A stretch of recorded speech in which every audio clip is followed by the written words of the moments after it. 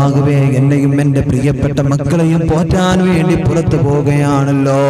പണിയായുധം എടുത്തിട്ട് പുറത്തു പോകുമ്പോ എൻ്റെ പ്രിയപ്പെട്ട ഭർത്താവിൻ്റെ കൂടെ ഞാനും പുറത്തിറങ്ങുമല്ലോ. എന്നിട്ട് എൻ്റെ പ്രിയപ്പെട്ട ഭർത്താവിൻ്റെ കയ്യെ പിടിച്ചിട്ട് പറയുന്നു,